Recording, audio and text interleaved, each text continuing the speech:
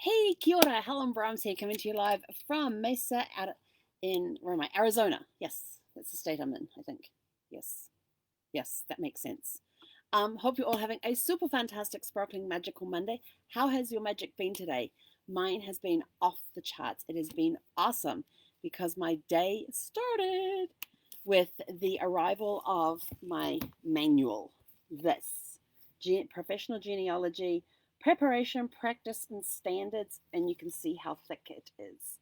This is it's a heavy book, and I'm already making a good dent in it.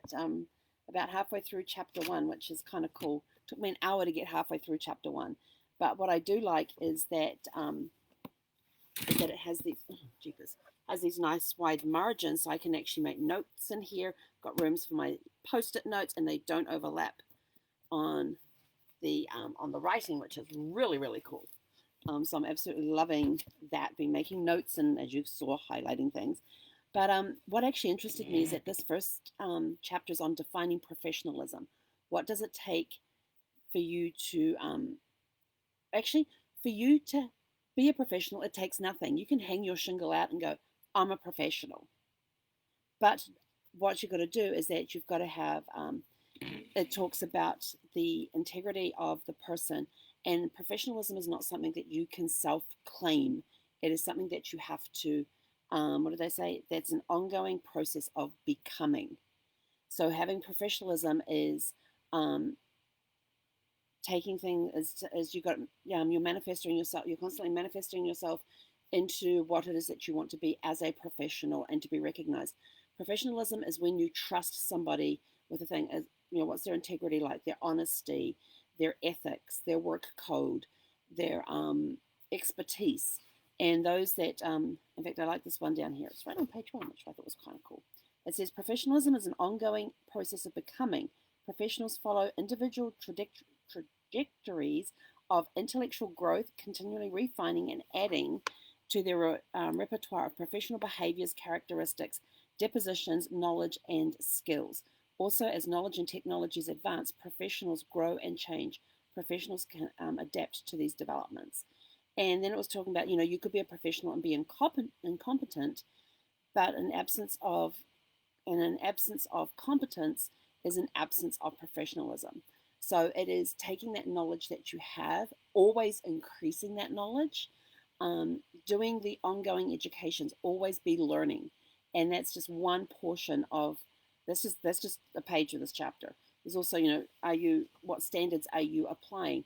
In genealogy, we have the um, I know GPS. I'm trying to remember what GPS stands for.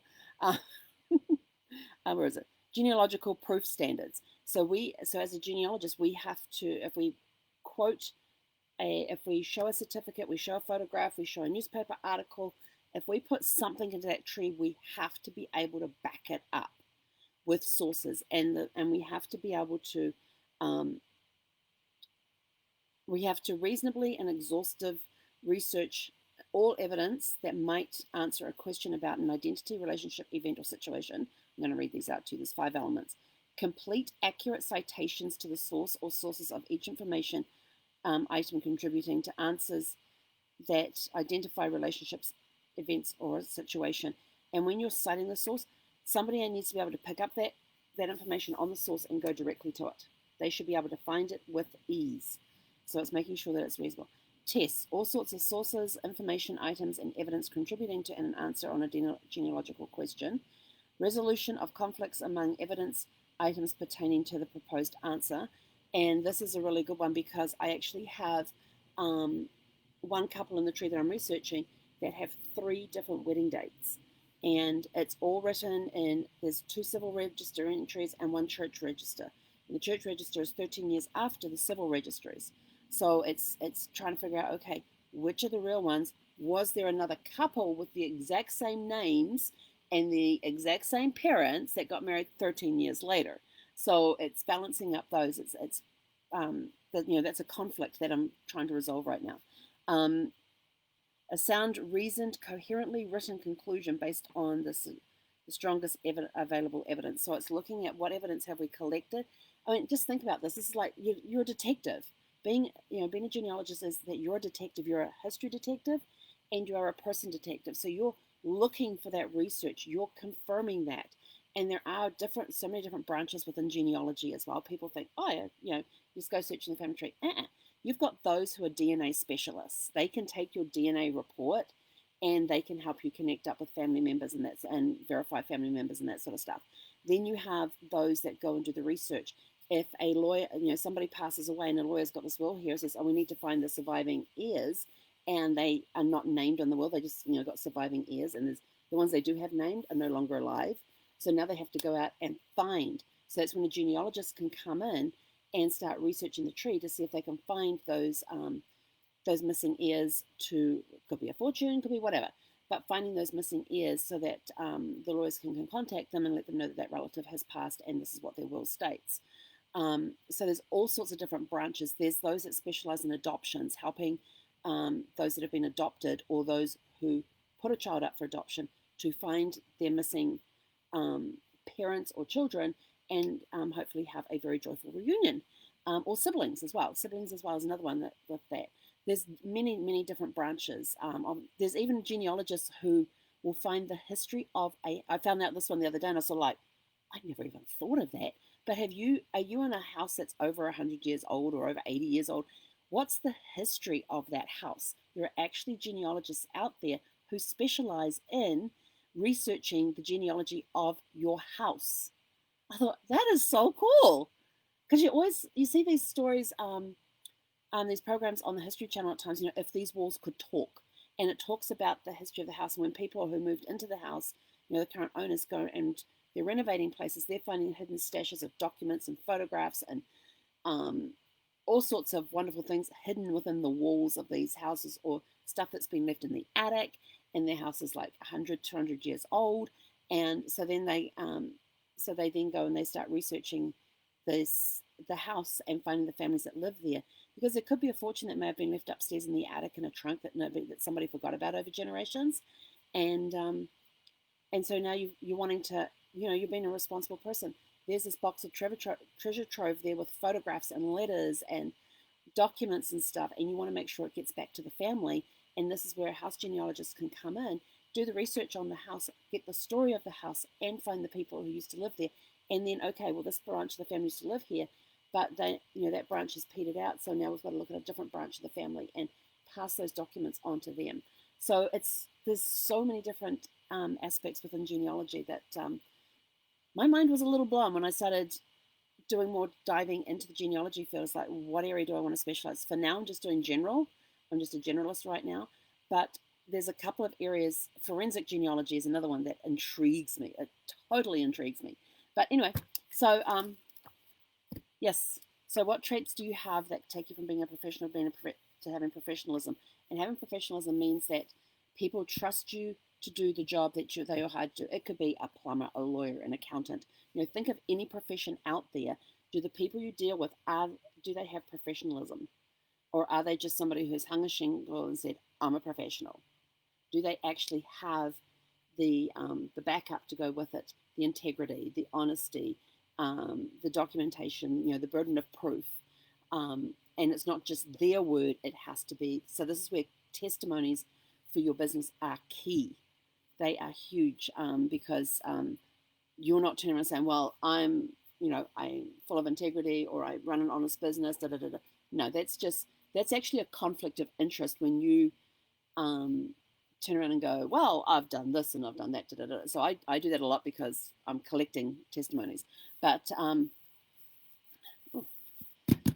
don't know. I love textbooks. So if you want to get the word out about your profession and what you do, gather the stories from your clients. Get those testimonies in. Those are the key things, because you can't talk about your professionalism because it's a conflict of interest, but your clients can talk about your professionalism and how they found dealing with you from that very first point of meeting all the way through to doing all the research or taking on the case or selling them whatever it was or providing that service or that product for them. What was their whole experience like? So those are the people that can talk about your professionalism. You can't. I thought that was interesting when I read that about how talking about your own professionalism is actually a conflict of interest. And I thought, yeah, I guess it kind of is because some people will understate, some people will overstate. So, um, but then it's sort of like, you're having to take the word of the person who's talking about themselves. Do you really want to take their word? Right. Yeah. But there is a testimony actually on my Facebook wall that was done by a client of mine that she did put a testimony on there, and I really did have I have so much fun with trees. I really do. I love it. Always there's always something unexpected that comes up when you are researching family trees. I have yet to come across one that is, it's boom, boom, boom, boom, boom, boom, boom, boom, and everything just falls into place and everything else. No, though I have yet to come across a family tree that does that. All the trees I've come along, there is some mystery in there. There is some intrigue in there. It is, it's a lot of fun. You never know what you're going to find. So got that done. So I did an hour reading that this morning. I also did some more research on the tree that I'm currently working on. And this one I'm taking my time with it because there's translations that have to go into play, that have to come into play, because most of the documents I'm researching are actually in Mexico, or they've been scanned from the churches and the civil records and stuff in Mexico. So there's a big Mexican element in this. And so it's taking my time and not rushing anything. I have my cheat sheet that these are the keywords I have to go through and look. I have basically written out where in the descriptions, because most descriptions are pretty much written in the same format. Sometimes they will twist them around a little bit, and so it's knowing what the basic format is when they're writing in a baptism record, a birth record, a death record, or a marriage record. What key bits of information can you find in there? So that's a lot of fun. And then I got started working on a new project for this week. So had a very, very productive day. Oh, and even got the tank stumped as well. Had a very, very productive day. I still have one meeting left today, and then and I've still got to walk the dog. So there'll be the meeting, no, finish this, walk the dog, have the meeting, or finish this, have dinner, have the meeting, then walk the dog. I haven't decided which way around I'm going to do that yet. Although she's asleep right now, so I might get away with having dinner now, then doing the meeting, and then going for a walk after the meeting. That might work best. And then maybe, because if we go walking after the meeting, we have a better chance of meeting up with some of her dog friends out there, and when they get to play in the dog park. And she met up with Nellie last night as we were walking over, and Nellie is half golden retriever and half labradoodle. So very interesting mix. Just a bit bigger than Zeffy, but the two of them get on like a house on fire. They wrestle like crazy, these two dogs. They are nuts. And then when Zeffy said enough, she just takes off. And because the park that they're in, that's just over the back here, isn't very large for Zeffy to get up to some real speed. She can still put on that speed to get ahead, but we have had them both over in the bigger park. So we've got a bigger park, which is towards the front of the resort, and we had them in there, and it's the dirt one, not the horrible gravelly one. And the two of them, oh my gosh, they were flying around that one, and Zeffy could very easily get away from Nellie, so that was kind of cool. So maybe we will meet up with them again tonight, and they can have some more rough and tumble and wrestle and all that. But it's funny because Nellie, her tail's going like this, and she's and Zeffy's just sort of like gnashing the chops and all that. And they're both trying to get hold of each other's collars, which is hilarious. But anyway, so how was your magic money? Magic money? How was your magic Monday? And what magical stuff happened today? So let us know in the comments below. We will catch you guys tomorrow. Tomorrow's Tune-Up Tuesday. Yay! One of my favorite days of the week. I only have 7 of them.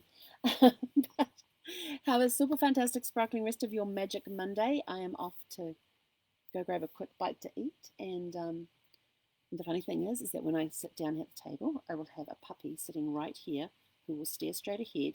And when I'm looking straight ahead, she'll be, and as soon as I go to look at her, she'll Just the funniest thing. Should try and capture it on video one day so you guys can actually see what she does. And but she sits there very quietly and very still and waits very patiently to see if she's going to give me tidbits. But I try not to feed her at the table. But she does like Honey Nut Cheerios. And she likes to, and she doesn't like me putting them in the bowl. She likes me to actually hand feed them to her out of my bowl. So she gets about 3 or 4 a day. So nothing bad.